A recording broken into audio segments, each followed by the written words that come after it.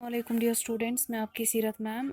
हमने biology portion ख़त्म कर लिया। अब हमें केमिस्ट्री पोर्शन का पहला चैप्टर उठाना है, मैटर इन आवर सराउंडिंग। सबसे पहले हमें जानना होगा कि मैटर क्या है।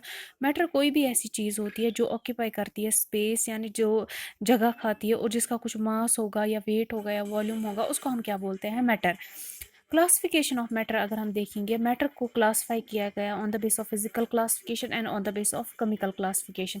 फिजिकल क्लासिफिकेशन में 5 चीज़ों में इसको डिवाइड किया गया है: सॉलिड्स में, लिक्विड्स में, गैस में, बोस-एनस्टाइन स्टेट में और प्लाज्मा स्टेट में।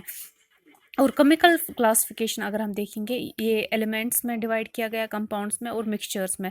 एलिमेंट्स, कंपाउंड्स और मिक्सचर्स ये आपका सेकंड चैप्टर बनता है। फिलहाल हमें इस चैप्टर में जो है होल कंसेप्ट ऑफ सॉलिड्स पढ़ना है, इसके कैरेक्टरिस्टिक फीचर्स पढ़ने हैं, लिक्विड्स पढ़ना है, गैस पढ़ना है और बोस-एनस्टाइन स्टेट और प्लाज्मा स्टेट पढ़ना है। अब पहले हम देखेंगे फिजिकल नेचर ऑफ मैटर क्या है।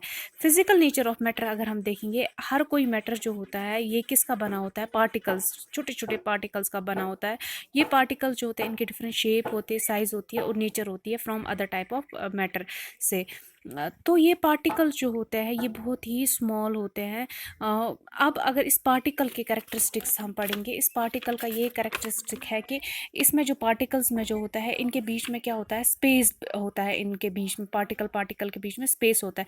ये पार्टिकल जो होते हैं कंटिन्यूसली जो होते हैं मूव करते हैं, ये पॉजेस करते हैं काइनेटिक एनर्जी। जब हम इस काइनेटिक एनर्जी को रेज करते हैं, जब हम इस पार्टिकल्स को रेज करते हैं टेम्परेचर, तो ये काइनेटिक एनर्जी इंक्रीज हो जाता है और जिसकी वजह से पार्टिकल जो होता है मूव करता है, फास्ट करता है। और ये पार्टिकल्स जो होते हैं एक दूसरे के साथ अट्रैक्ट करते हैं, एक दूसरे को अट्रैक्ट करते हैं। इनमें कौन सा फोर्स ऐसा होता है जिसकी वजह से ये पार्टिकल एक दूसरे के साथ अट्रैक्ट होता है? उसको बोलते हैं intermolecular force of attraction. Hope आप आज का ये टॉपिक समझ आया होगा। कल हम इंशाल्लाह जो है नेक्स्ट टॉपिक पढ़ेंगे।